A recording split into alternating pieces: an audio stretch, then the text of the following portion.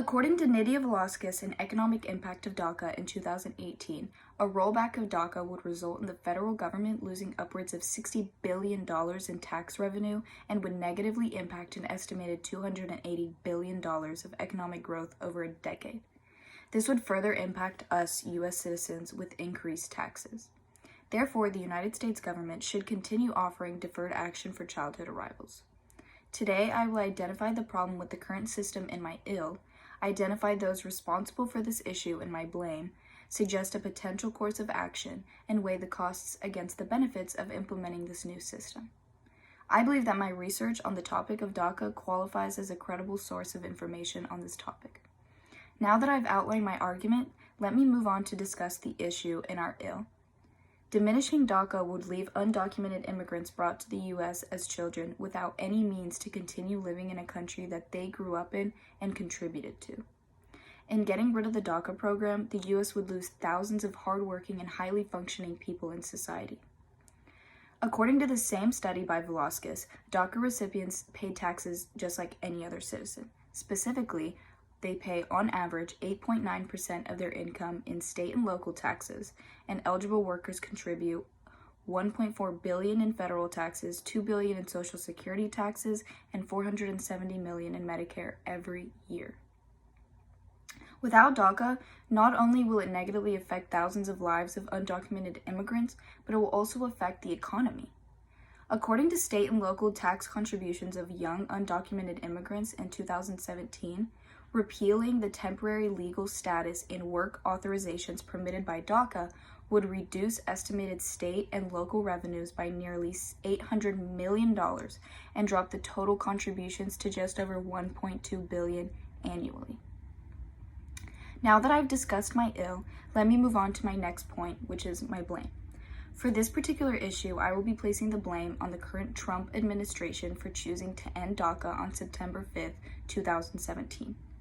While they were unable to immediately get rid of the program, they halted the process of new applicants being able to apply for DACA. Now that I've discussed where we will be placing our blame, let me move on to my next point, which is the cure. Because DACA has already been implemented from 2012 till now, the cure for this particular problem is to simply allow the program to continue and even further improve it. According to the article, The Battle Over DACA Comes to the Supreme Court, written by Nicole Nerea in 2019, many lower courts have since kept the program alive, shielding almost 670,000 unauthorized immigrants from deportation. This all ties into an ongoing bigger fight for the right to keep DACA intact.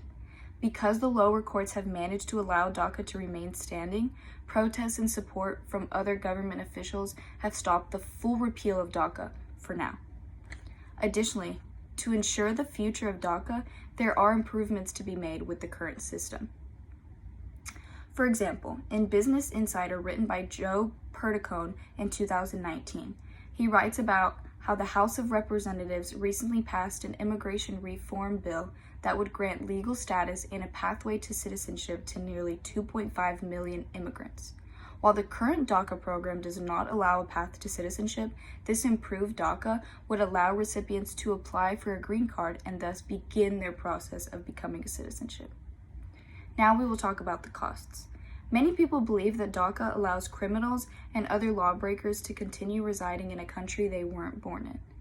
Arguments for the removal of DACA also say that the executive order by Obama in 2012 to create the program was unlawful. Now, the benefits do heavily outweigh the costs. According to Tom Wong's new study of beneficiaries in 2016, with about 1,300 DACA recipients, the results found that DACA recipients are making significant contributions to the economy by buying first cars and first homes, which translates into more revenue for states and localities in the form of sales and property taxes. Author of the 2019 article, What Ending DACA Could Cost the U.S. Economy, it states how DACA recipients paid $4 billion in taxes to the U.S. government in 2017. Together, every year, they earn more than $23.4 billion. Like I stated earlier as well, DACA recipients are constantly providing for the economy, thus improving it day by day. This program provides hardworking individuals a means to remain in the country legally and requires them to either be in school or be working.